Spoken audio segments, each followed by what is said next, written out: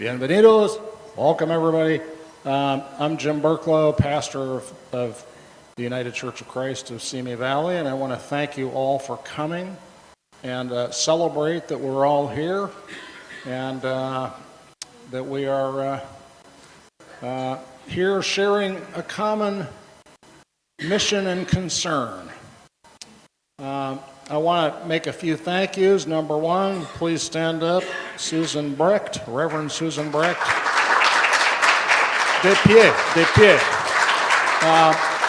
Susan is the one who made this happen. Got this on the ball to make it happen and get the ball rolling for this event.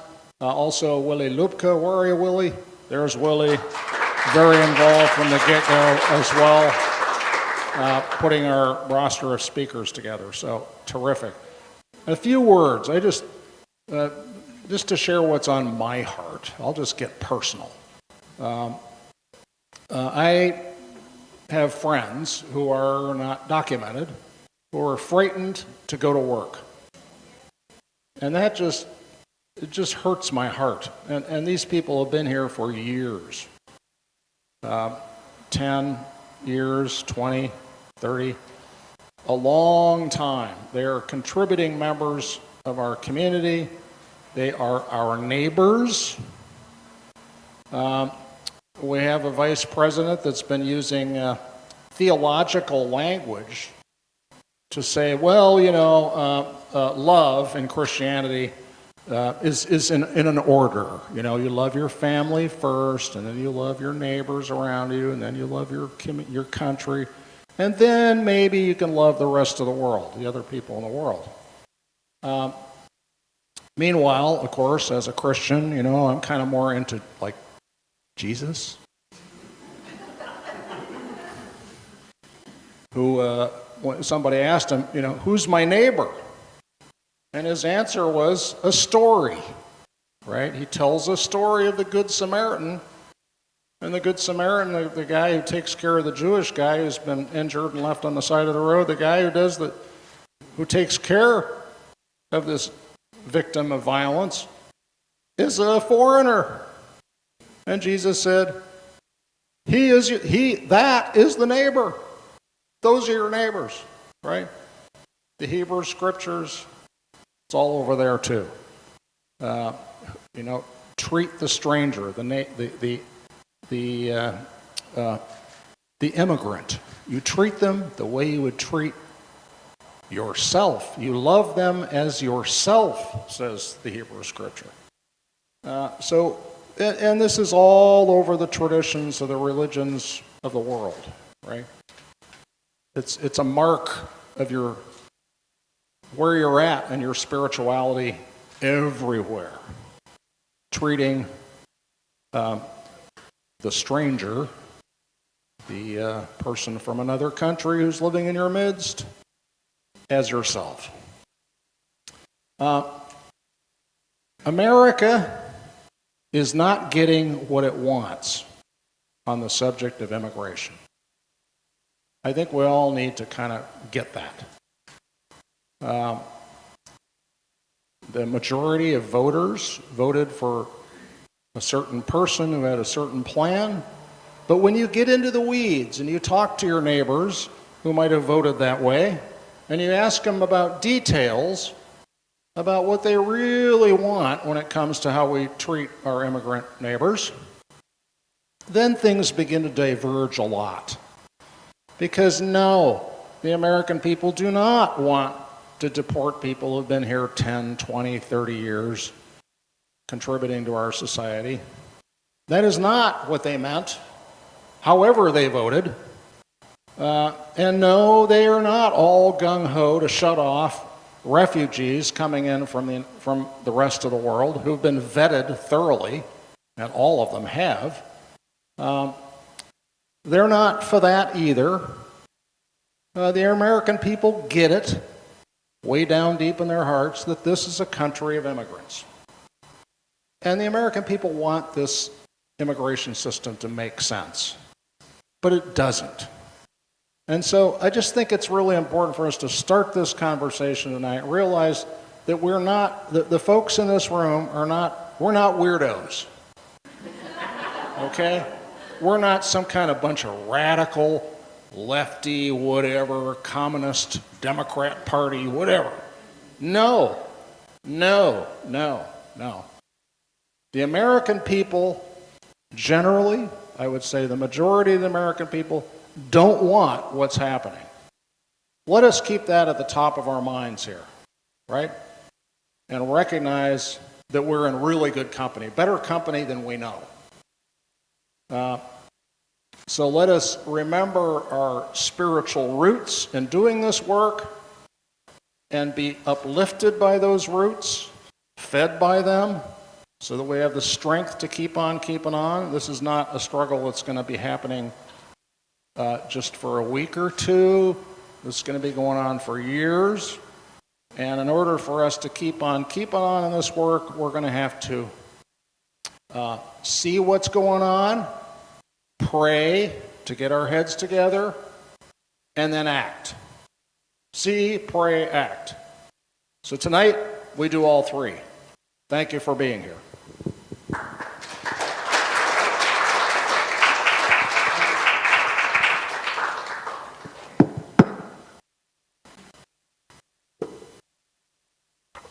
I need a stool.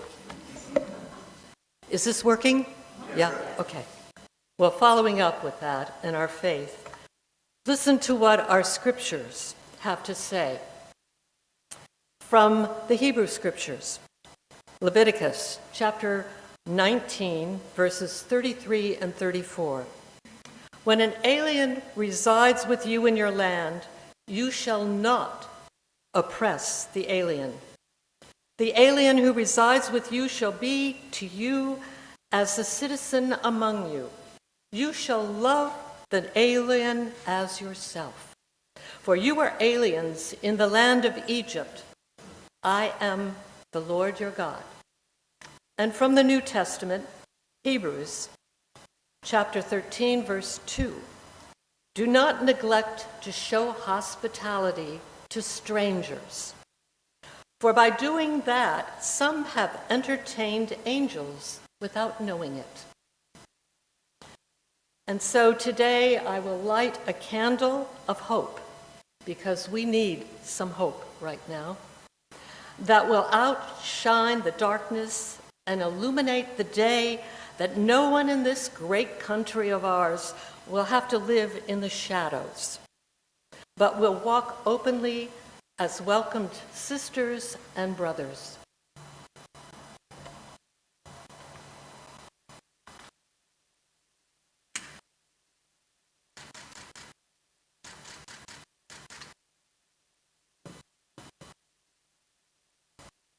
And now I invite Diane to come up with Joan to lead us in this song. And you know, I think hopefully many of you know the melody a bit, but if not, I'll play through it once before we start singing. The words will all be up there on the screen.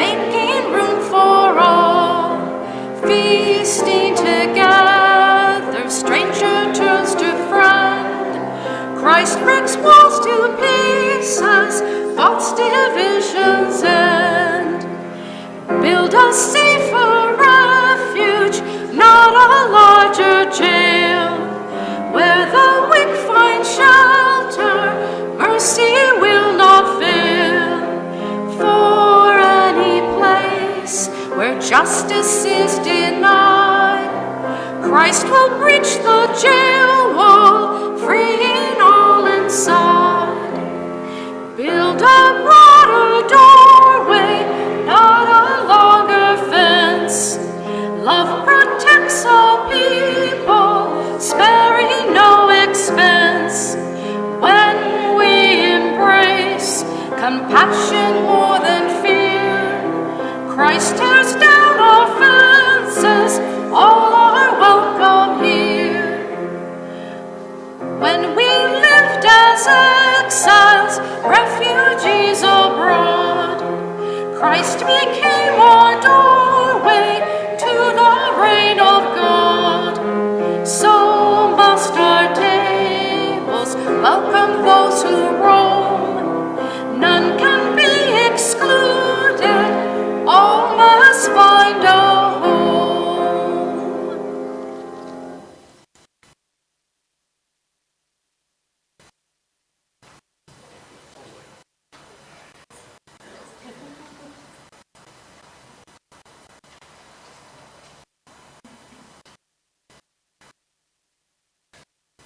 Good evening, everyone. I am a little under the weather, but I am not contagious. So if you hear me hacking, don't worry. My name is Willie Lupka. I'm executive director of a local organization called Buen Vecino, which means good neighbor. And I also want to thank Reverend Jim and Susan for organizing this, and Beatriz and Valerie for joining me to speak. And I also want to acknowledge Yolanda and her friends, who is interpreting for us in Spanish in the conference room.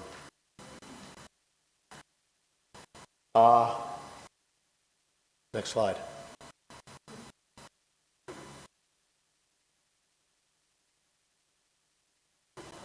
Can the slide master hear me? So, this was the agenda we created, which was going to begin with a summary of the executive orders. I've been sick the last 2 days and don't have a summary of the executive orders for you. But what I can also tell you is that if we really tried to do that, it would take the whole meeting. The executive orders the executive orders from the White House that relate to immigration have a few common threads.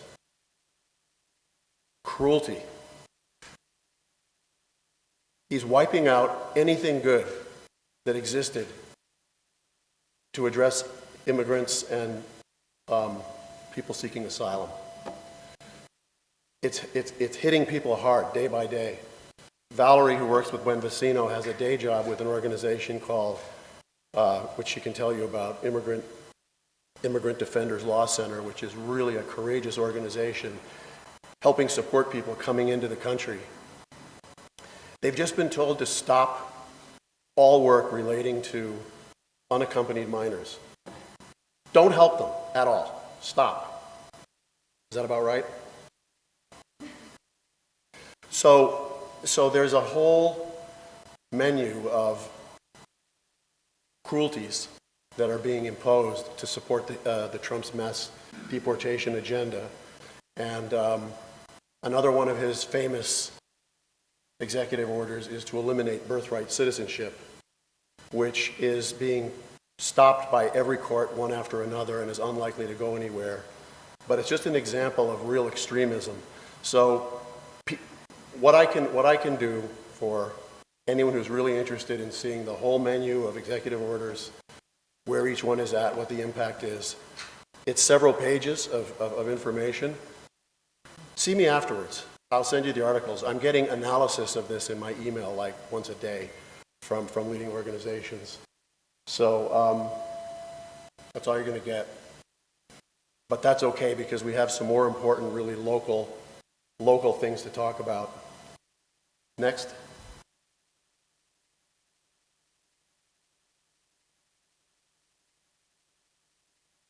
Yeah, Buen Vecino was founded in 2016 during the first Trump administration. What we've done for 8 years is citizenship fairs. We do them typically once a month. We have one coming up in Simi Valley on Saturday. The next one after that will be in Moore Park a month later. We help local community members become naturalized citizens of the United States as a free community service. We also have been doing Know Your Rights education, which is teaching people their basic constitutional rights, in particular when confronting immigration enforcement agents. And these are rights, by the way, that anyone in the country has. So when we talk about your rights when an agent is at your front door, those are my rights, those are your rights, they're everybody's rights who's here.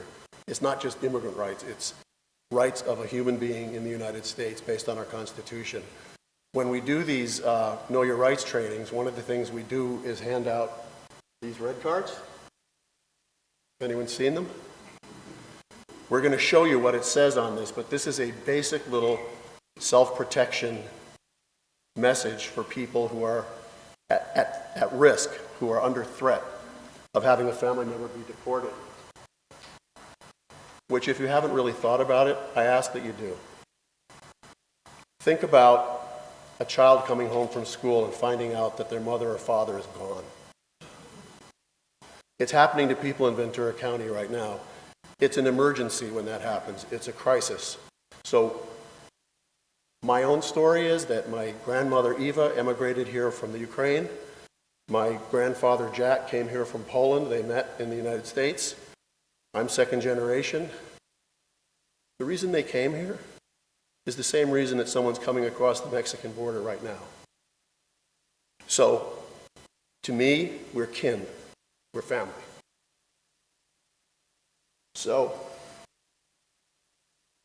I'm not sure what's the next slide, but let's hit it. Yeah, this is an example of the executive order analyses. I'll send it to you, just ask, and 5 more if you want to see all the details, the ugly details. Thank you. Next slide. So I'm going to invite Beatriz and Valerie to come on up and maybe each introduce yourself a little bit and then share a little bit about what's happening on the front line. Let me say, too, that I kept my presentation short because in Buen Vecino, a core value we have is the voice of the directly impacted person is in the center of our work. So you're going to hear it.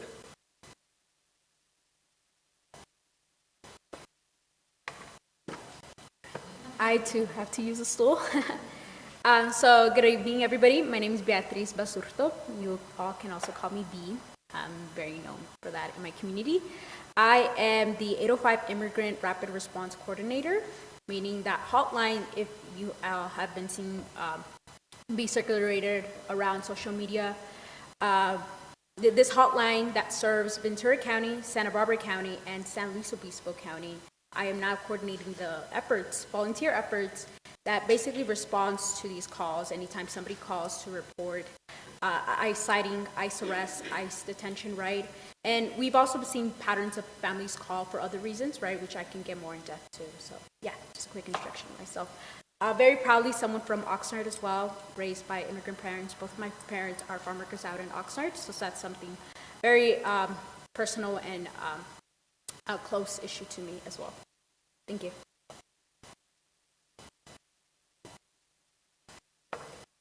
I will also be using a stool. Hello, my name is Valerie Aguilar Quintanilla. My pronouns are she, her, ella.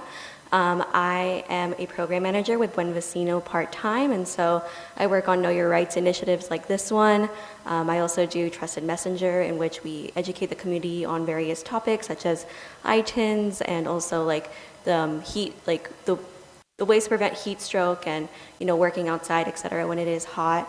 But I work full-time in my day job as a program associate with Immigrant Defenders Law Center, which works on defensive removal as well as pro se services for immigrant communities. So I go in and we do Know Your Rights presentations for both community and community service providers. And we're just gearing up for our next upcoming asylum clinic, in which people are going to be able to start that asylum process for the first time for free. And just as a person, I've lived here in Thousand Oaks for the majority of my life. I am the daughter of immigrant parents and have experienced firsthand what it's like to have someone who's been in deportation proceedings and like as a child. And so this is a topic really close to my heart and something that since I was a young age just always wanted to advocate for. And it's a community that's always uplifted me. And so it's time for me to uplift them. Thank you. So you guys, Reverend Jim talked about people not going to work right now and just staying in their homes. Do either of you want to comment on that? Yeah. Okay, yeah. Okay, I'll use this one so I can go more front. So, yeah, so mind you, as I've shared, I work with efforts going across 3 counties, right? Ventura, Santa Barbara, and San Luis Obispo County. Ever since the inauguration day of Trump and his administration, we've seen a high amount of anxiety amongst communities. As you know, immigrant communities and every other community impacted, right, that isn't cis, white, and straight, right? So to focus more specifically on immigrants, because that's what I'm here for, we've seen a lot of families call out of just pure anxiety and fear. A lot of families we saw the first 2 weeks have really big amounts of questions in regards if it was safe to show up to work. We have also seen reports of like newspapers shared around, or just like, you know, false information. It gets spread across social media very easily. We saw a lot of reports, falsely inaccurate, falsely stating that families weren't showing up to work. However, that wasn't the case. Families were still choosing to show up to work, and I say choose loosely, because these families are showing up to work because that's just simply their living matter. These families have to show up to work because they live paycheck to paycheck, right? Underwork, overexploited, the same old case that we've seen, right? And so we see families not show up to work. However, we've been seeing their youth not show up to work, their children, right? These youth who have the anxiety, whether they themselves are undocumented or their parents are, you know, showing up, not being able to show up to classes because this is a fear of theirs. What if I choose to go to school and I come home and my parents aren't there, right? We've also seen youth share out, you know, their solidarity with their parents. Youth organizing their own walkouts from schools, organizing their own ways to be able to loudly state that they themselves are either proud to be immigrants or they are proud to come from immigrant backgrounds, right? Come from a story that a lot of what we've seen from this administration is very bent on criminalizing, right? Creating this narrative that for some reason, because we are immigrants, we are horrible, heinous people, right? So counting on to specifically the hotline, what I've been seeing or hearing from families and the volunteers that I work with, we've seen a lot of families call our hotlines, basically saying that they saw ICE here and there, right? You know, these are also families who are not well knowledge in what an ICE vehicle looks like, right? We've seen ICE and their tactics are very heinous in terms of like making sure that they are working in the early hours in the morning, so that way, you know, they're getting parents on their way out to work. And we've also been seeing a high amount of calls, families just calling the hotline to see what we can provide them, right? And so we are constantly on the overwhelmed amount of work, just trying to get resources connected to them, trying to share with them what their rights are, right? Like folks like Valerie here doing workshops where they can at schools, any place at workspaces, organizing to get flyers out even to their workspaces at schools and churches that we go to, right? So I can go more depth into that in, once again, yes, but I'll let Valerie speak as well. Yeah, so as Beatriz mentioned, it is a big fear right now in the community. As I mentioned before, I work with a lot of people who just recently entered into the United States, and they're often seeking asylum. And so what we've seen is a big thing that came first day when Trump was inaugurated. Was first day he ended CBP-1. If you're not familiar with CBP-1, it was a way to legally, temporarily enter into the United States with an I-94. And that was under the Biden administration, and first day of Trump's inauguration, the first day he was in office, it was removed. You may have seen it on social media that people had appointments for CBP-1 to enter into the US, and they unfortunately were denied because it was a canceled program. Since I work a lot with the CBP-1, with people who've entered with CBP-1, we've seen a heightened fear of, you know, I entered with this, am I still able to apply for a work permit? Am I still able to defend myself in immigration court? Will I be deported, et cetera? And so it is a big fear, and it's a lot of questions, and a lot of us having to, you know, just make sure that our community members are okay, and everyone here has that power to make sure their community members are okay. Even if you don't know everyone's immigration status, I'll go into it a little bit more with the Know Your Rights. Regardless of immigration status here in the US, everyone has basic constitutional rights, and it's important that everyone knows that, regardless of immigration status. And so we hope that after this presentation, you're more equipped with the rights here that everyone has in the US, and you can use that knowledge and share it with the community, because we've even seen with ICE patrolling and everything that, it makes it harder when people know their rights. And the only way people know their rights is if we share that. So thank you for being here tonight, and we hope that you learn something. Okay, so I'll go with my presentation. I'll go here since it just makes it easier to interact with y'all. So presentation titled, The 805 Immigrant Coalition on Advocacy for Immigrants in the Central Coast. Once again, emphasizing that the hotline that I am coordinating and directing goes across 3 counties, making up the Central Coast, right? So if you can move over to the next slide, please. Okay, so just a little bit background for anybody not familiar with 805 Immigrant and 805 Immigrant Coalition. We've been around for 14 years. Mind you, I was 13 when this was established, right? But I've seen their work activated since I was a youth back when I was 18 or 19, when I myself got involved in community efforts supporting indigenous migrant farm workers. Slower, okay. Okay, sorry. Okay, well, I'll try to go slower. So, where was I? This work I got involved in when I was 18 or 19, right? Myself, I work, on a personal note, I work with indigenous farm workers out in Oxnard.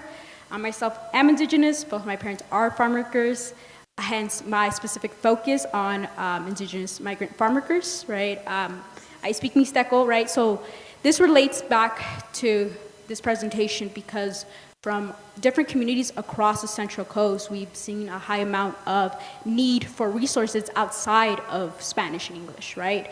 The default that people think that all immigrants speak Spanish is inaccurate, right? We have immigrants coming from all over the world because, well, the U.S. plays a part in destabilizing where they come from, right? And so the efforts of the coalition was basically to bring efforts across all 3 counties, right? Any lawyer that works directly with immigrants, any organization that works with immigrants and their youth, any efforts happening across those 3 counties, right, that all come together so that we are all connecting with each other, the resources we have to share with those said communities, and therefore make it more effective, essentially, to share these resources back to the community that needs to know all about this, right? And so, just a little background. Next slide, please. Specifically about the 805 Immigrant Rapid Response Network. Once again, establishing because the 805 Immigrant works across 3 counties, the network, the Rapid Response Hotline itself serves 3 counties, right? We work in efforts of, as of right now, responding to any hotline calls, making sure that families know their rights, right? Organizing Know Your Rights workshops, making sure that any resources that support their efforts and making sure that they feel safe to be in this country, feel safe and protected in this country, we are making sure that our efforts connect across those 3 counties and back to them. Next slide, please. So, back into what me, Willie, and Valerie were sharing here. What we've seen across 3 counties, if you can see this white box here, across 14 counties in Ventura, Santa Barbara, and San Luis Obispo County, we've seen 14 active reportings of ICE activity, meaning that they have been verified and spotted in those said 14 counties. 11 of those, out of 11 of those, out of 14 of those sightings, confirmed sightings, there were 11 confirmed arrests. And I say this because in our hotline, we get so many calls each day, right?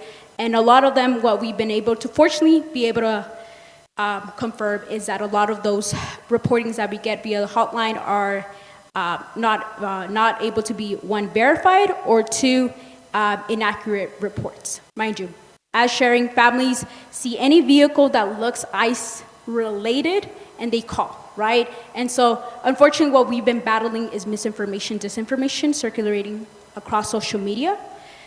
We've seen anybody that sees like a so-and-so car and then that gets circulated around social media, and we do our best efforts in terms of being able to cut that flow of circulation and cut it out so that we are able to instill power to our communities and not instill fear onto them, right? Because though well-intentioned, it creates anxiety for families because then they think that ICE is around every corner, right? Once again, mentioning impacts on youth, what it looks like for their well-being when they go to school, right?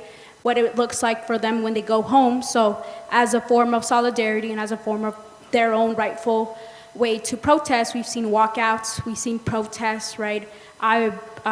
This is happening across all 3 counties and happening across the nation, right?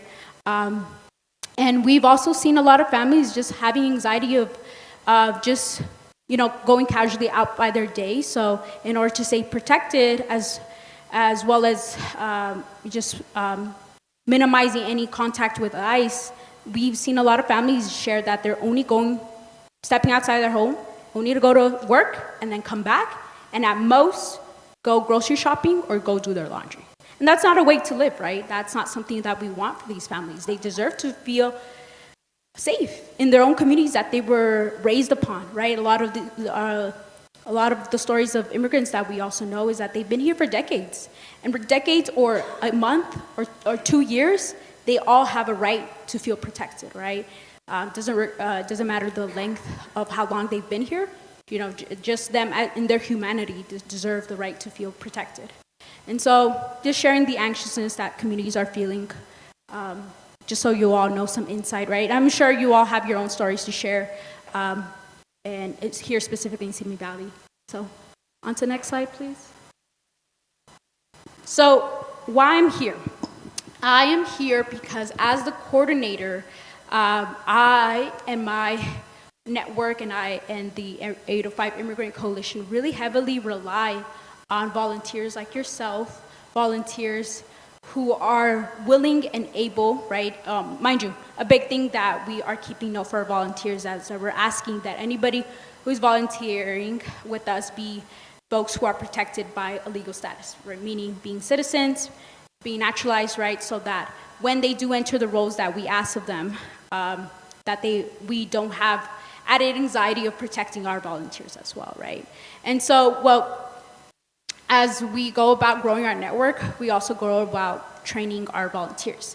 And we have 2 specific big ones that we are calling in people, which is one, to be an operator, operator/dispatcher, which essentially means that you would basically be trained to make an account with us, right, in our rapid response website, and then you, whenever you choose to be on shift, are basically able to attend to these calls, any hotline calls that come in, right? We're asking also volunteers to be able to be fluent in more than one language outside of English, right? So many of the immigrant families that are calling relatively are familiar with English. So, and also, as I've shared, a lot of the communities that we work with are not Spanish speaking either, right?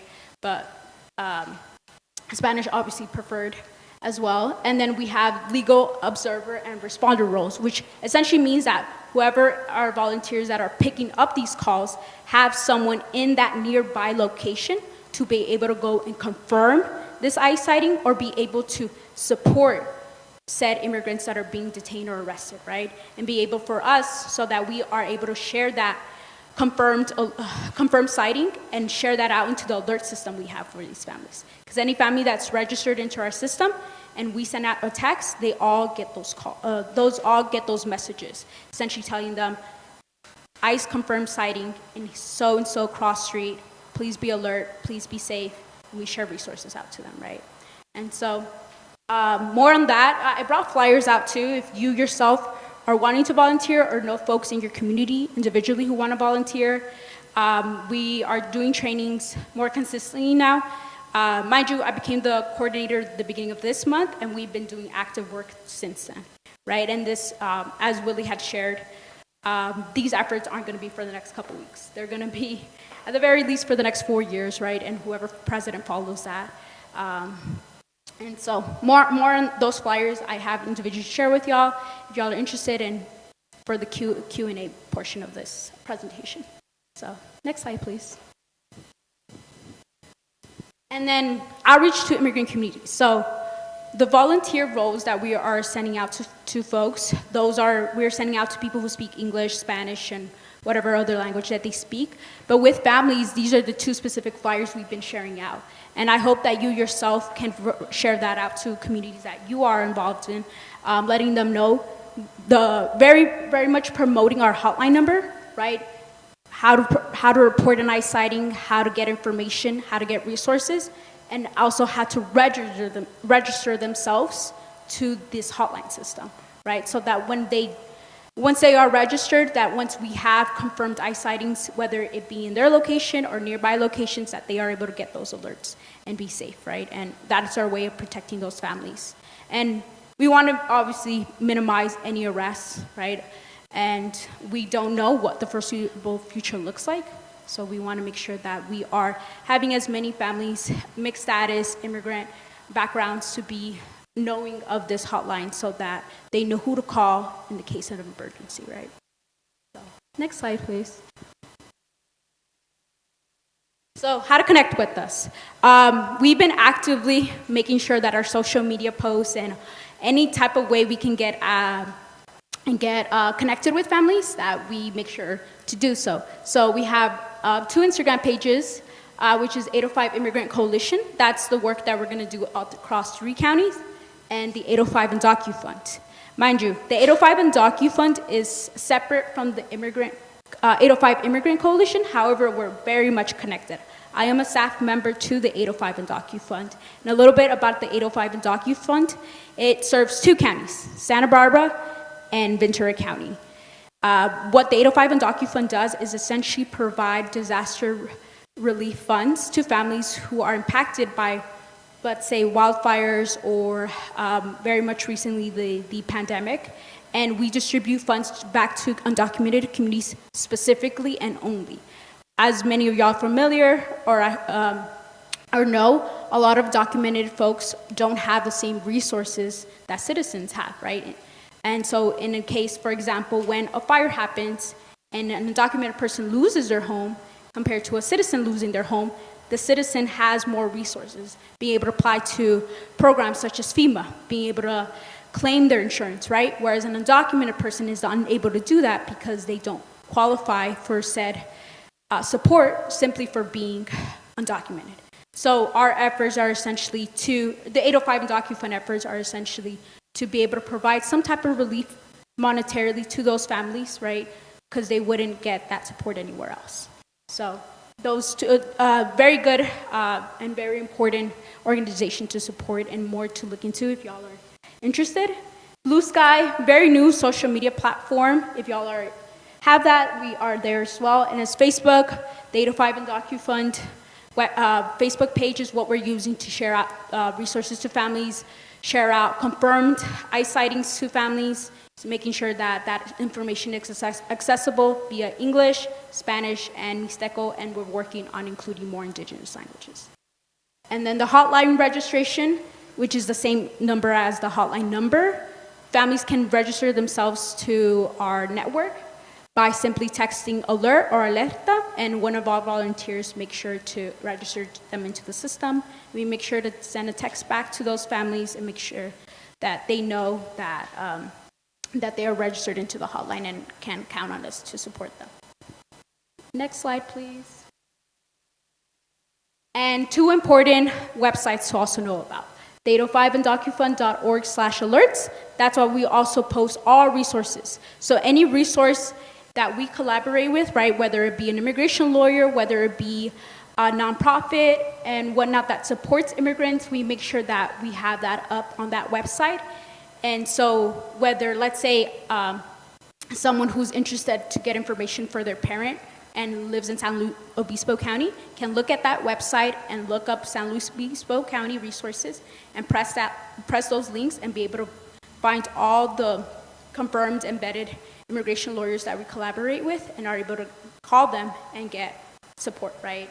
And that works for all 3 counties. And then 805immigrant.org, same links that the 805 and docufund.org links that are present there are also present on the 805immigrant.org website. Next slide, please. And so as a thank you, and once again, reintroducing myself, Beatriz.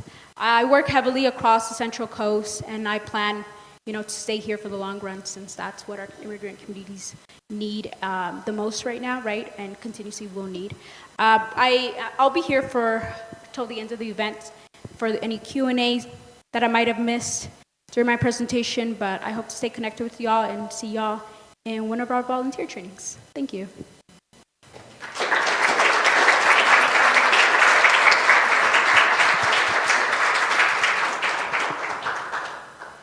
Okay, so next we're going to go into a brief Know Your Rights training. As I mentioned before, it is going to be pretty brief. There is going to be a Q&A section at the end, so if you have a question, I can hopefully answer, but it's just going to be general Know Your Rights. So any case-specific questions, I can't answer that because I'm not an attorney. So that's just a little heads up. Okay, so next slide, please. Thank you. Okay, so we're going to go straight into it. So this is Know Your Rights. And so it's important to note that everyone who's in the U.S., regardless of immigration status, if you're a citizen, legal permit resident, if you're undocumented, etc., everyone has certain rights and protections under the U.S. Constitution. Those are going to be under the 4th, the 5th, and the 6th Amendment. On the right, you can see an example of a red card, which we have here, if you would like to take some and pass them out to your community. If you would like to purchase them, I also have a link at the bottom. They come in multiple different languages. You can either order them or print them out by yourselves. Remember, red cards should be free. If someone is selling them, or if you know that someone who is selling them, please let me know. I also have there's another org that does the reports on people who sell red cards, because it's supposed to be a free resource, okay? We're supposed to help our community out. But anyway, so that's an example of a red card, but on the left you can see the constitutional rights I'm talking about. So everyone has the right to remain silent. You have the right to not open your door without a judicial warrant signed by a U.S. judge. And on the next slide, we're going to go over the difference between an administrative warrant, which is typically what ICE carries, versus a judicial warrant. But let's say ICE is at your door, you do not have to give them permission to enter your home or enter your workplace if it is not a judicial warrant signed by a judge. You have the right to speak to an attorney, and you have the right to not sign anything without an attorney present. So let's say someone is detained and an ICE or an agent is trying to make you sign something, you can say that I am asserting my right to speak to an attorney before I sign anything. So that's just a brief overview of the basic rights you have here in the US. Okay, next slide, please. So as I mentioned before, ICE can only enter your home or your workplace or even search your car if you give them permission to, or if they have a judicial warrant that is signed by a judge. And so we're going to go over the difference between an administrative and a judicial warrant. So on the left, you can see an administrative warrant is going to be issued by the U.S. Department of Homeland Security. And at the very bottom, it's going to be signed, but it's going to be signed by an immigration officer. That is not a valid warrant. ICE cannot enter your home, your property, your workplace, search your car, etc., because that is not a valid warrant. On the right, a valid warrant would be if it is administered by a court, a U.S. court, and at the very bottom, it is signed by a U.S. judge. So those are the big key takeaways to take from it. But let's go into a judicial warrant a little further. So is the address correct? Is it my address, let's say? Is it my home address? Is my name listed on there? If my name is not spelled correctly, or if it's a different name completely, it is not valid. Let's see if the date is current. Let's say it's the current date. What is the current date today? The 20th. Okay, if I get a warrant today and it's February 20th, 2025, it is current, it is a valid warrant. If it was assigned February 19th, 2025, it's not valid anymore. And so it's really important to have those distinctions and keep this in mind and take a photo of it and share with your community just so they know the difference between an administrative and a judicial warrant. Typically, we don't see ICE carry judicial warrants, but they're going to use bully tactics. They're going to try and force you that, hey, this is a warrant, this is by the federal government, you need to obey now. And so it's important that people know the difference, especially when it's a state of emergency and panic. Okay, next slide, please. So what does immigration enforcement look like? And so if you're going to be volunteering for rapid response, you're going to be hearing calls as well, calls about, I've just spotted ICE, or I think I spotted ICE, etc. And so it's important to know what ICE and CBP kind of look like. And so on the left, you can see Immigration and Customs Enforcement, and then on the right, you can see Customs and Border Protection. So that's just a standard uniform. They're typically going to be wearing protective gear, such as police, that's a police ICE, or police federal agent at the bottom, or on their vest. You'll also see they'll be wearing casual clothes. So typically you'll see them wearing blue jeans. They may be like dressed as just regular civilians because, as I mentioned before, ICE is gonna try and bully you. ICE is gonna try and use any tactic to try and get you to open your door or to get you to cooperate with them. I don't have photos of the vehicles, but typically they're with vans that it's like as vans or SUV types. That have U.S. Customs and Border Patrol or like U.S. and Customs or Homeland Security icon stickers as well. And so those are typical. We also have seen unmarked vehicles, and so the most common models have been Dodge, GMC, or Chevrolet. So it's just really important that everyone stay aware and be wary. And if you're going to report to the Rapid Response Network, it's important to be very specific. Like, what are you seeing? What vehicle do they have? What action are they taking? Are they by someone's store? Are they just walking around the street in public? Date, time, location. Be as specific as possible. Take photos if you can. If you are not comfortable taking photos, write it down. So that's just a little bit about what they may look like. Next slide, please.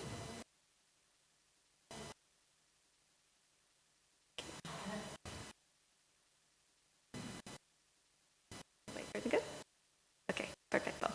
Okay, so these are examples of documents. So let's say you are not a U.S. citizen. These are examples of documents you should carry with you. So if you have employment authorization, so if you have a work permit or permiso de trabajo, you can carry your EAD card.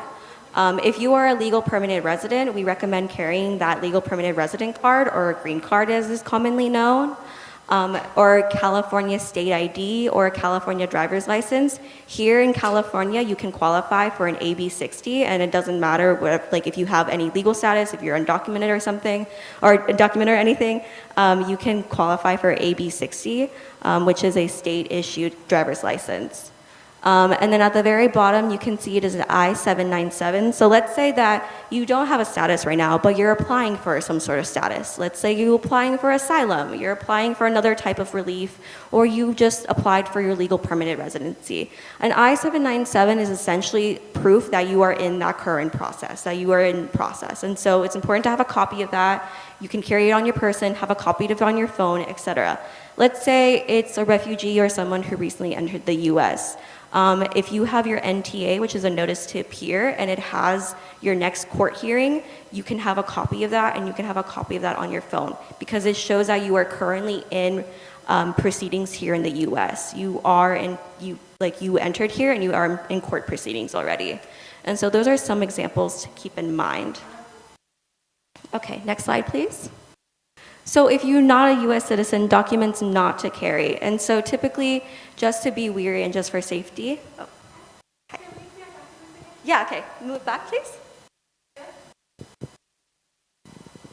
Move back, please. One slide.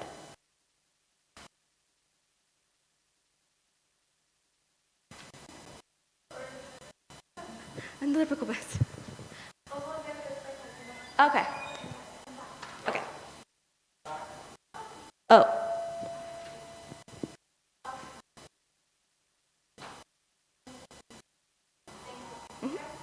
Okay. All right, next slide then, please. So if you're not a citizen, these are if you're not a U.S. citizen, these are the documents you suggest to not carry with you. And so ICE is going to try and prove that you are not from the United States, that you are from a different country or a different country of origin, or are like a foreigner in some way. And so what we recommend is to not carry any documents that may show that you are from a different country. And so that could be like a Mexico passport as pictured here, or El Salvador passport, or whatever passport from a different country you are from. It could be the identification cards that you typically carry. And so we have the Consulate ID card from Mexico as an example, and then we also have a ID card from Nicaragua. And it's not pictured here, but it's important to not carry fake documents. Carrying fake documents or having fake documents is a crime, and so do not present that if you are with ICE, like if ICE is present and trying to figure out your citizenship status. And another thing is, let's say you don't have any documents at all, you don't have the documents that we suggest that you carry, assert that right to remain silent. Carry that red card with you. It's just really important to not tell ICE or not answer any questions ICE may give about or ask you about your immigration status, or where do you, what's your immigration status, what country are you from, etc. And so I'll take a moment for people who would like to take photos of this as well. Okay. Next slide, please. Okay. So what to do if ICE comes to your home? And so as I mentioned before, there are only two ways that ICE can enter your home. It is with your consent or permission, or with a valid court order signed by a U.S. judge. If ICE approaches your home, they may try and say that they're the police, or they're trying to investigate a case that is not related to ICE. Please do not panic, stay calm, and ask, can I see a judicial warrant? When you are asking to see that judicial warrant, do not open the door. Ask them to show it through the window, or if you're able to slide it under the door. Always ask for identification, ask for a badge number, ask for a name, etc. This can help your rapid response team identifying what is going on.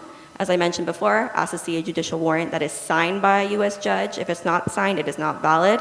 And if they try and force themselves into your home, or they do force themselves into your home, do not panic. Just assert your right to remain silent.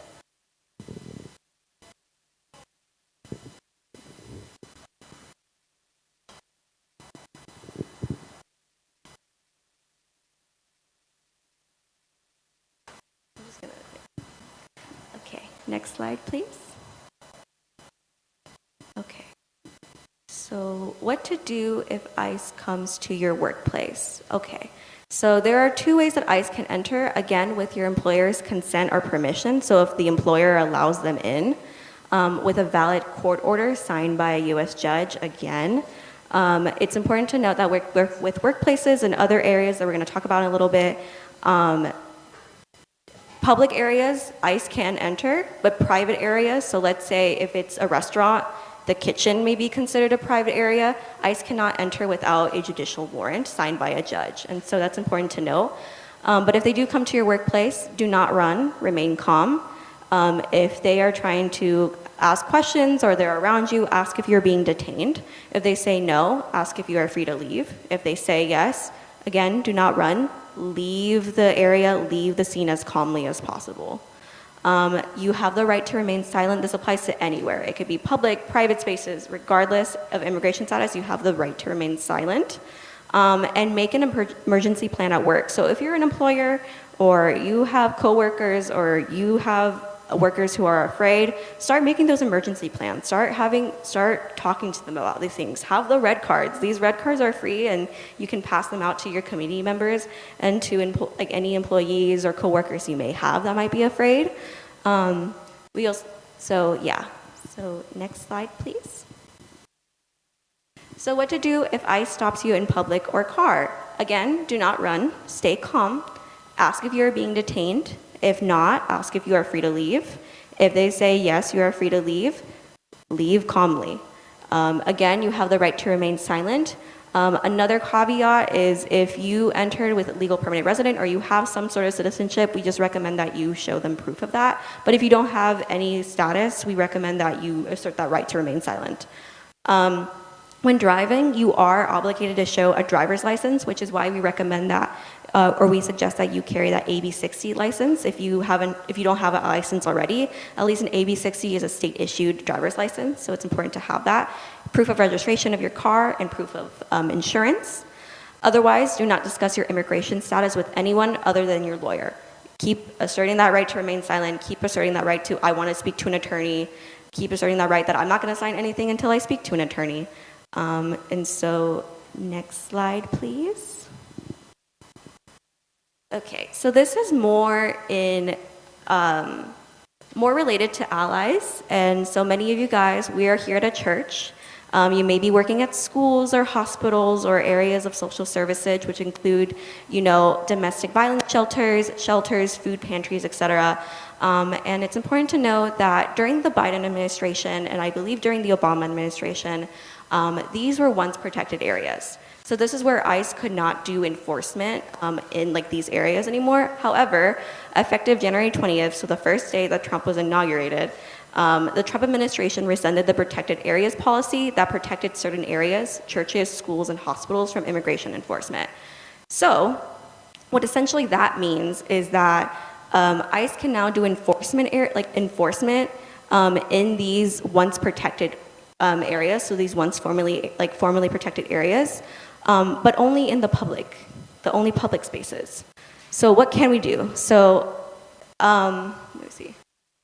Yeah, so staff of formerly protected areas should be aware of their rights. So those constitutional rights we talked about. Staff and volunteers should start making those emergency plans. What to do if ICE comes to our church, or ICE comes to our schools, or ICE comes to the food pantry that I work at, or the shelter. What should staff and volunteers do, and how should we remain vigilant? Host trainings for staff and volunteers on how to respond to ICE activity. Again, ICE cannot enter private areas without a judicial warrant signed by a U.S. judge. And so, for example, for a church, that could be the offices, that could be the kitchen during food pantry area, during food pantry prep, etc. It could be the bathrooms. That's considered a private area. And so it's important that if you worked in one of these formerly protected areas, that you start locating and you start figuring out public areas, private areas, and what are public, at what hours are some places public and what are not private, and what hours are they not. So that's important to note. So again, ICE cannot enter private areas without a judicial warrant signed by a U.S. judge. And so if ICE does approach you and they're trying to see the office or the bathroom, etc., you can say that as a private area. Do you have a judicial warrant? Document ICE activities. This is through recording or writing. Assert that you are going to be recording them. If you're not comfortable with recording them, you can also write down what is going on. And again, do not talk to ICE about someone's immigration status. They might ask to see a specific person. They might ask about, hey, do you know so-and-so, and what is their immigration status? Assert your right to remain silent. Let's help our community, and by helping our community, let's not give away any personal information, including immigration status. And so how to support community members? Well, you're starting this right here, you're starting today. You're supporting your community members you're gonna go out, share your Know Your Rights information widely. You're gonna provide brochures, posters, and the Know Your Right cards, what we have here. Connect with local immigration advocacy groups like the 805 Rapid Response Network, solidarity movements, and legal resources, providing that for people, providing that for community members. Make a statement, create or update school resolutions that would protect immigrant families and their children. Make a non-discriminatory statement if you work at a church or a shelter, etc. And so these are only just brief guidances. If you would like more guidances, the National Legal Resource Center put out a great one, and it goes more into depth if you're part of a church, if you work for a school, healthcare facilities, etc. And so I recommend clicking that link. It's a quick, good guide that goes more into depth, more than I have, or I can give the time for. But yeah. Hello? Okay. I think I accidentally turned it off. Okay, next slide, please. Okay, so we talked about know your rights and what to do in the moment, but how can you prepare in advance? So you could do a family preparedness plan. So keep everyone's important documents in a secured place in the house. For example, my family has a white folder that is labeled important documents. So everyone knows what that looks like and where to find those documents. What can you keep in those what can you keep in that folder? You can keep birth certificates, passports, financial documents, immigration documents. If you have DACA, green card, if you're in proceedings, etc., having copies of those and having it stored in one place where everyone knows where it is and everyone knows what it looks like. Prepare an action plan for dependents. So if you have children or you care for elderly family members, writing down information they will need for their care. So allergies, medications, access to documents, like those important documents, etc. Make sure everyone is prepared, including children. So a lot of the times adults or teenagers may be prepared for Know Your Rights, but we sometimes forget the children. There's been cases where children unfortunately don't know any better. They think the police is there to help and they'll open the door to ICE. And so it's important that children are also aware of how to protect themselves and their families, and in case of emergency to not panic and know exactly what to do. Let's say, unfortunately, someone in your community or someone you know and love has been detained. What can you do? You can use ICE Locator. There is the Locator web link over there. You can search by their A number, which is a 7 to 9-digit code that is assigned to people who are in their immigration process, and that follows them throughout their entire immigration process. If you don't know their A number, you can look them up by biographical info. So that'll be like full name, first and last name, country of birth, and birth date. Important to note for full name, I have a first, middle, and 2 last names, and so sometimes that would not appear in the system, so it's important to just try a variation of the names if you have like 2 first names, 2 last names, etc. Another thing to note with ICE Locator is that you cannot find someone who is under 18 using ICE Locator. If they were detained by their parent, if they were detained with their parents, you can find their location using the parents' information. Or if they were an accompanied minor, we recommend that you call the Office of Refugee Resettlement, like hotline number, and it can help them. It can help you locate them. Next slide, please. And that is it. So thank you so much.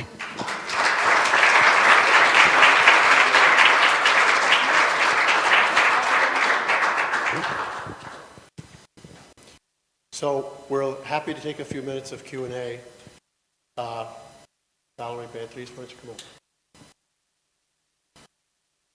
Floor is open. Anything anyone wants to say or ask? Yes, sir. So we provide food services for homeless. It would be best to look at it like a meeting room, the door rather than a table out in the parking lot. Could you repeat the question in the mic, please? Yeah. So what was asked was if I work with a homeless population and we do food, like we provide food, etc., would it be best to move it from the would it be best to move it to a meeting room or a private area versus the parking lot? I would say that I can't give guidance on that essentially, but that is up for you and your organization to like discuss and see if that is going to be the best case scenario for you guys, especially like staff and volunteers, on how to prepare for that. As I mentioned before, if you really do want to make a private area known that it's private, just have a signage. Like you can print out a private room, do not enter signage onto that meeting room door or like that private room, and that would assert that it is a private room. So I would just recommend that if you work in any food pantry services, etc., that you and your team locate what are the public areas and what are the private areas in our facilities. Your concern is a very common one. We had people ask us before this event tonight, am I safe to come? Because of the topic you're covering, might ICE be there? People are afraid, people are under stress. What ICE is saying publicly is that they're only pursuing people who they know by name who have a criminal record. That criminal record might be a minor infraction 10 years ago, but they're claiming that's all they're doing. So just showing up where people are without having a name or someone who they think is there doesn't fit what they say they're doing. What we do know is that there's an event that happens all too often called collateral arrests. So they're looking for you, they find you, your family is in the car, and they arrest everybody. So that is happening. But the general idea that they're just going to show up where someone who's not a citizen might be, so they could sort of like hassle people and identify them, it's kind of a waste of their energy and time to do that. So we understand the fears. We totally do. And if you could move your group into a safer area in case they come in looking for someone to provide that protection, I would agree with what Valerie said, that seems like a good practice.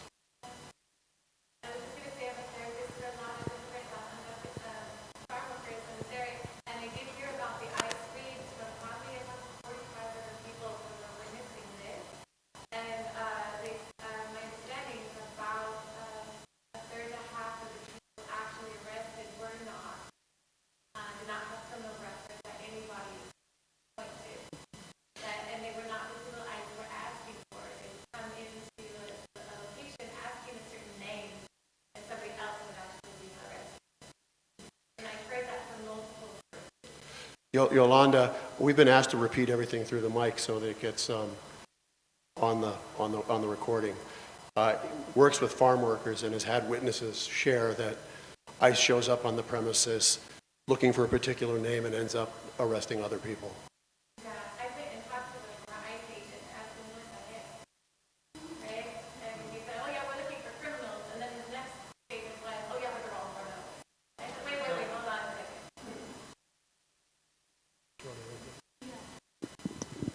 Yeah, so what was that last sentence specifically? They're pushing the line further down, so it says like, oh, we're only targeting criminals, but then in the end to say, but they're all criminals, right? Essentially generalizing everybody.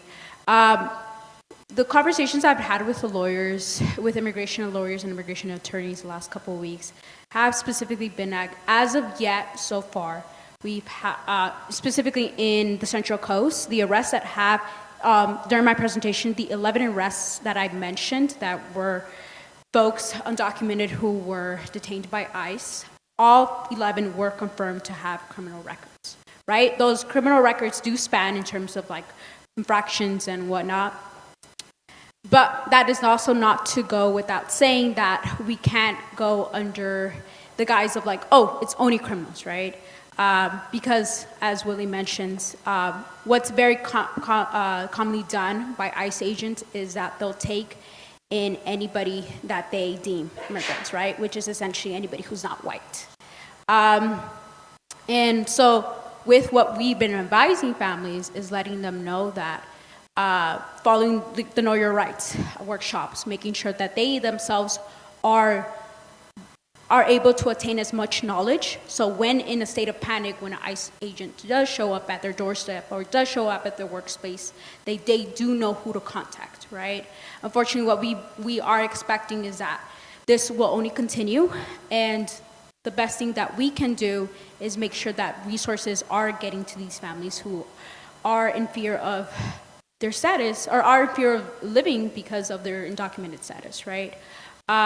Specifically mentioning about what to do in your workspace, what to do if you work at a school, is essentially you yourself putting that work to make sure that you know what happens, that you yourself as a citizen are not entering a state of panic. Because your panic looks very different from someone who's undocumented, right? Because your panic does not translate in you being separated by your family, right? Whereas someone undocumented, that does translate, that will happen, right? So making sure you're doing your due diligence and knowing how to prepare yourself so that if you are in a situation where you are reporting to a hotline call or you yourself are witnessing said arrest, that you know how to step in and make sure to protect as many people as possible. Yes, sir. I am very concerned personally that we don't wind up frightening our undocumented neighbors more than they need to be frightened today. Given that the number of deportations today is not that much greater than it was under Obama and Biden. Although we know that's going to change, today it's nothing like what is being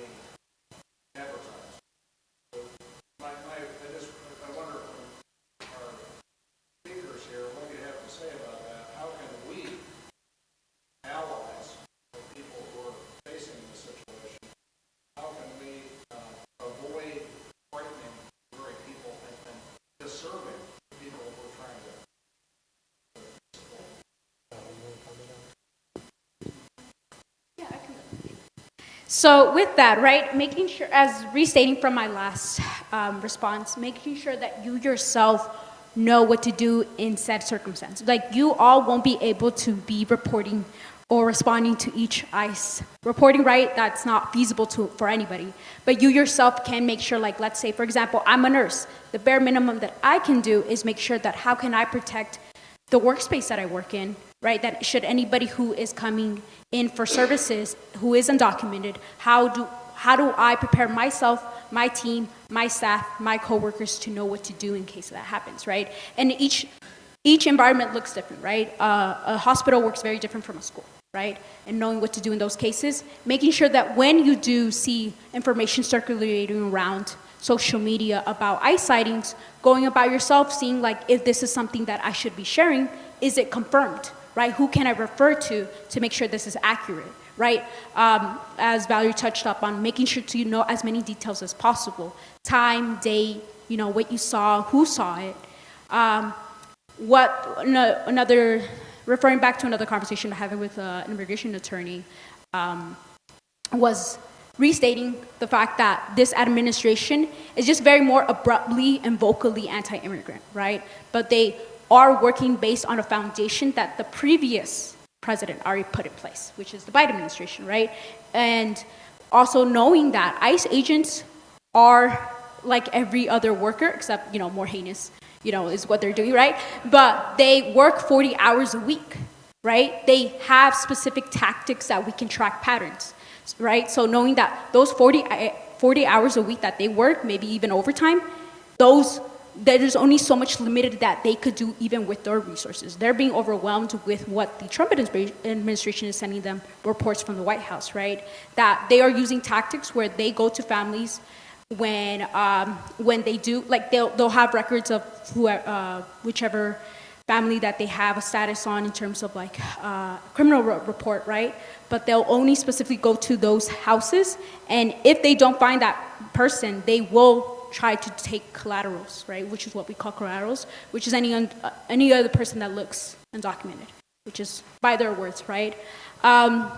Also knowing that they will use patterns of going to workspaces early in the morning or going to homes early in the morning, because that's when they know that a lot of undocumented folks work in laborious jobs, right? Construction sites, farm workers. I'm referring specifically to these three counties, because our three counties look very much different to how LA County works, right?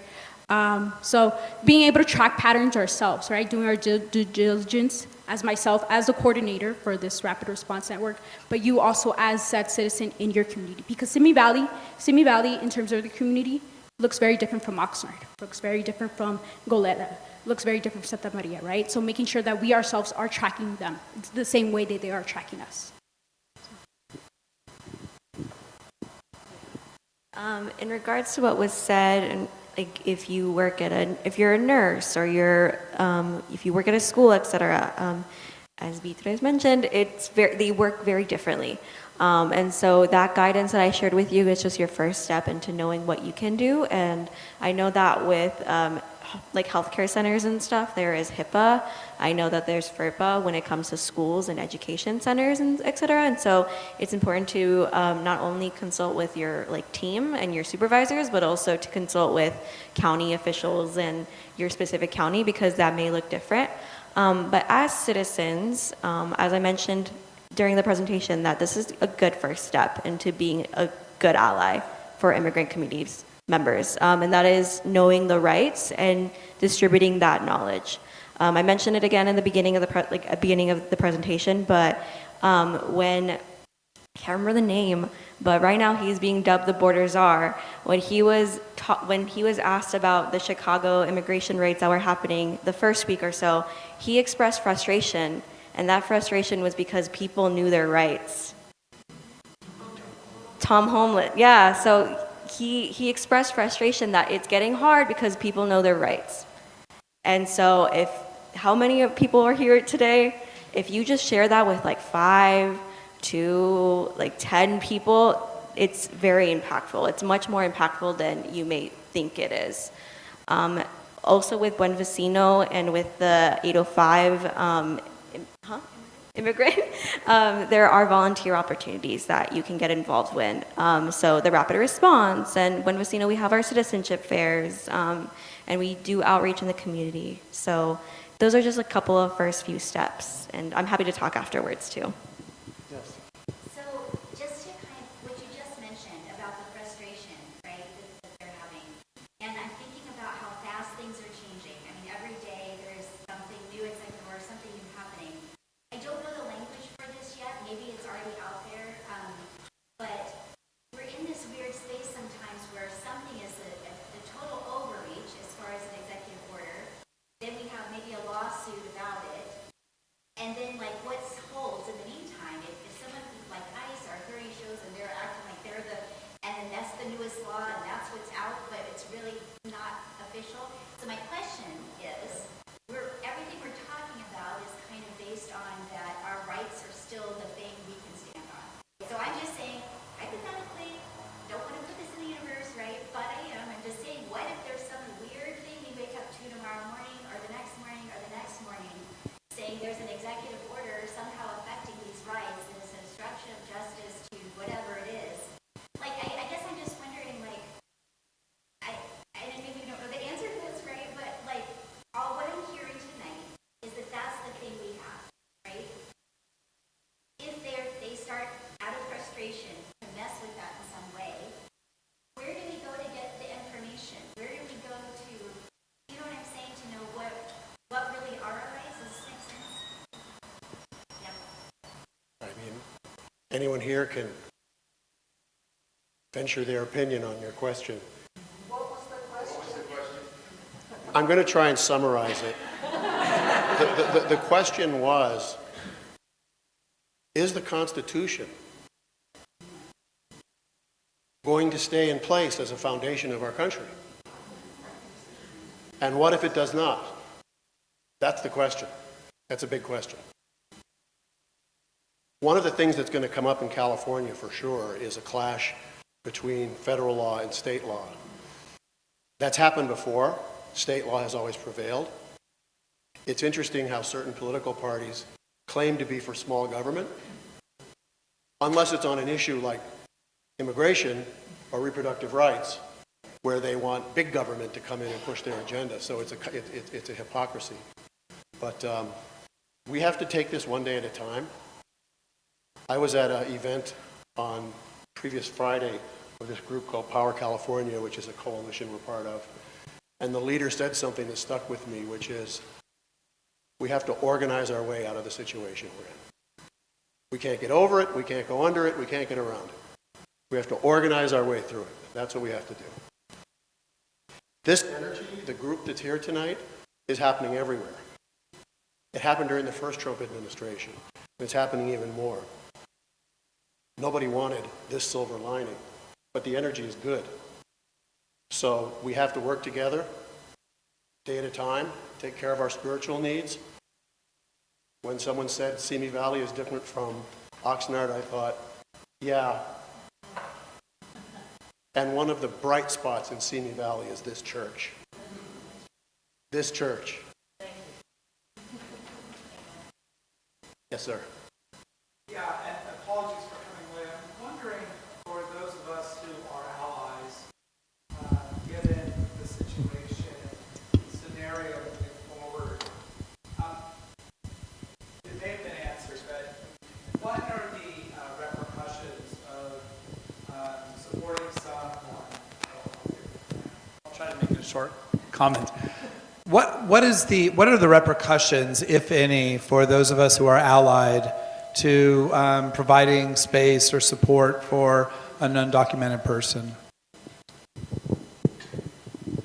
Yeah, so I can't necessarily give guidance on that, especially in terms of sanctuary, because there's not really a legal term on sanctuary, if I remember correctly. So under the federal law, harboring someone who is undocumented, knowing that they are undocumented and you are choosing to harboring them, is considered a federal crime. However, if you yourself or someone else wants to do so at a church, I suggest that you consult with an attorney or a lawyer in regards to that. You say crime, can you elaborate? Is It depends what state. It depends what state. There's a lot of states where immigrant communities have it much, much worse than here in California. Texas, for example, and others. And there are laws coming down the pipe that say you can be convicted of a crime, and I don't know if it's a felony or a misdemeanor, for offering shelter or assistance to someone who's undocumented. Yes, sir. Thank you. Thank you all for the wealth of details. To that end, would you all be able to provide that slide deck via email, since there are so many details as far as contact information and websites? We'll be glad to. Gracias. Let me also say that we have flyers, enough for everybody. We have red cards. They're going to be on the counter in the back next to where the gentleman is standing. You'll have to go buy them to get cookies.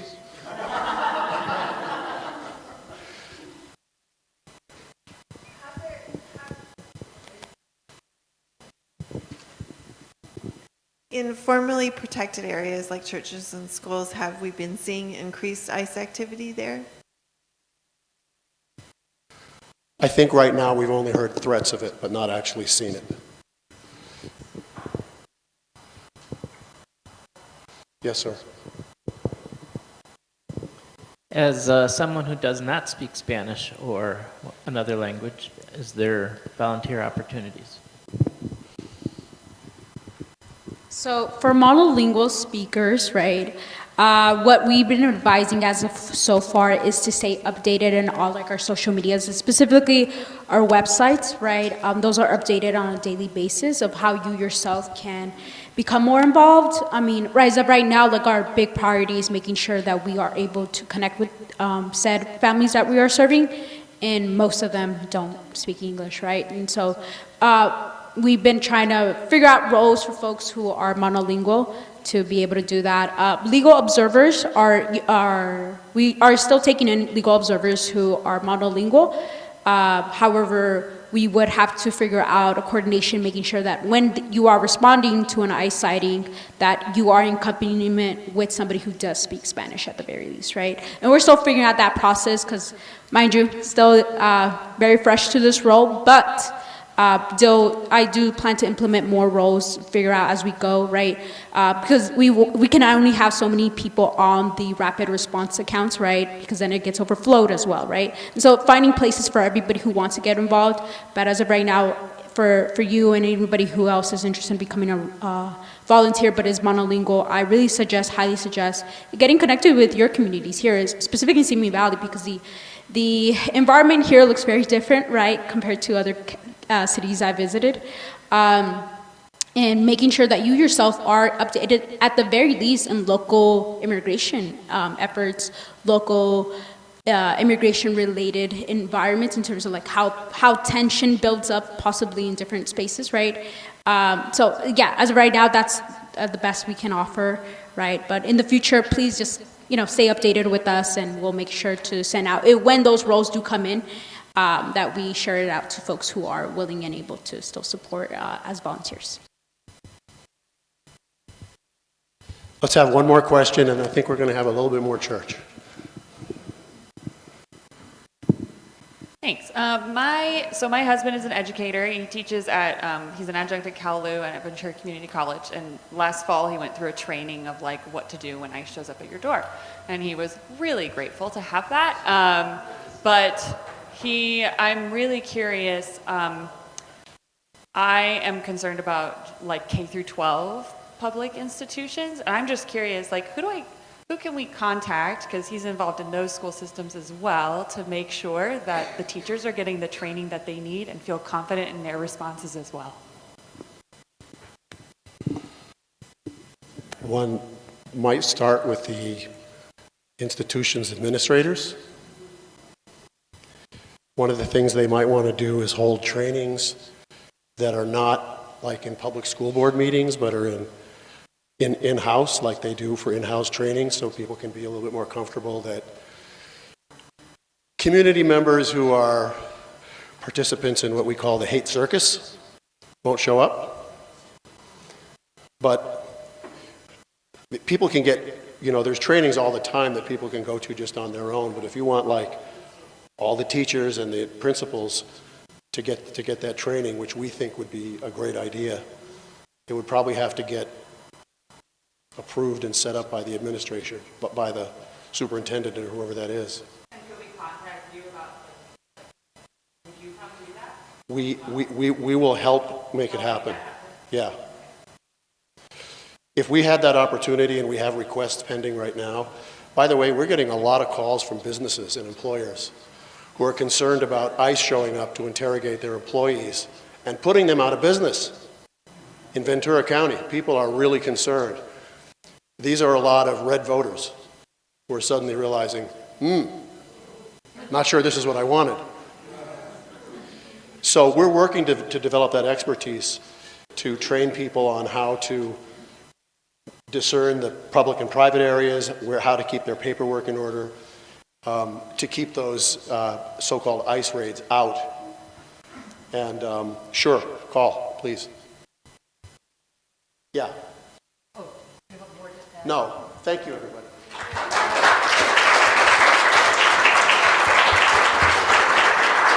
Thank you. Thank you, all of our speakers tonight. I just want to add something. How many of you heard Julia Bromley's town hall? Yeah, right at the end of it, she answered a question that has been running around in my mind about, what can we, all of us, do living in a blue state with, representatives like her. And I've always been, contacting my representative. She said no. Well, not no to do that, but contact the representatives in Congress on the opposite side. Tell them what you think and give them stories. Tell them stories because they need to hear from us. Hopefully they won't hang up on us, but we need to contact them. We need to put pressure on them, especially as, they are deciding what to do with the money coming up in the next year in Congress. And I thought that was a good idea, So thank you all. What I would like to do is give us some hope now, a little light and everything. So if you would join me in a litany for refugees and asylum seekers. O God, who calls us to offer welcome to the stranger, remind us today and every day that we need not fear what we do not know, but are freed by following your gospel call to welcome. O God of all people, of nations and of all the earth, protect this day those in need of safety. Put a salve on the souls of those grieving the loss of home, family, loved ones, and memories. Safety, love, and a space for new beginnings to refugees and asylum seekers. Instill in our hearts the courage to love as our faith has taught. In a world that encourages suspicion, fear, and scarcity. O God of all sojourners in search of refuge, we ask you to create peace in this world so that none of your children live in places endangered by violence and unrest. We ask for comfort for all who have been forced to flee their homes. And we ask that those in need of peace and protection find both refuge and welcome. We give you thanks this day for refugees and asylum seekers in our midst, and for the blessings they bring to our families, houses of worship, communities, and nation. Amen. In closing, I just want to share with you the following Punjabi folk tale. There is an old tale about when the sun was first setting. As her distance narrowed to the horizon, the light of earth slowly diminished. This made way for darkness to creep over the land. The people were afraid that when the sun would finally set, darkness would be permanent. What will happen to us? They asked. Far, far across the land, in a small hut, a little lantern lifted its wick. It said, I challenge the darkness. In my small corner, I will not let the darkness settle itself around me. With this example, many other little lanterns and other small huts lifted their wicks to the darkness, and the people watched in amazement as so many little lanterns illuminated the earth, preventing the mask of darkness from taking over. The lantern in this parable did not seek to end the darkness entirely. It was humble enough to realize and recognize that this was not a reasonable objective. And instead, it focused on its own small corner. By doing its part, the lantern's flick of light inspired those around it to do the same. It modeled a way forward that would be emulated, collectivized, and scaled. As other lanterns followed, it became apparent that the little lantern's humble action effected meaningful change. It's a powerful story about hope and agency and goodness. It's also a story about you and me. And it raises a couple of questions that if you move this, one more, yeah. How might we each shine our light? What can we each do to challenge the darkness? Something to remain with all of us in the coming weeks ahead. So with that in mind, come on up, Diane. And if you would all stand, I bet you all know this song, but the words will be up there. This little light of mine.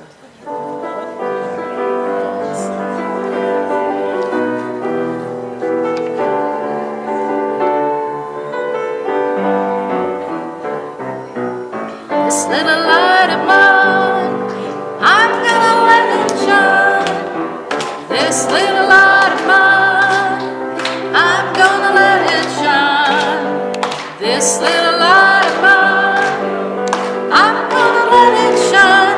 Let it shine, let it shine, let it shine. Everywhere I go, I'm gonna let it shine. Everywhere I go, I'm gonna let it shine. Everywhere I go, I'm gonna let it shine. Let it shine, let it shine, let it shine. This love I have, I'm gonna let it shine. This love I have, I'm gonna let it shine. This love I have, I'm gonna let it shine. Let it shine, let it shine, let it shine. This hope I have, I'm gonna let it shine. This hope I have, I'm gonna let it shine. This hope I have, I'm gonna let it shine. Let it shine, let it shine, let it shine. This faith I have, I'm gonna let it shine. This faith I have, I'm gonna let it shine. This faith I have, I'm gonna let it shine. Let it shine, let it shine, let it shine. This peace I have, I'm gonna let it shine. This peace I have, I'm gonna let it shine. This peace I have, I'm gonna let it shine. let it shine, let it shine, let it shine.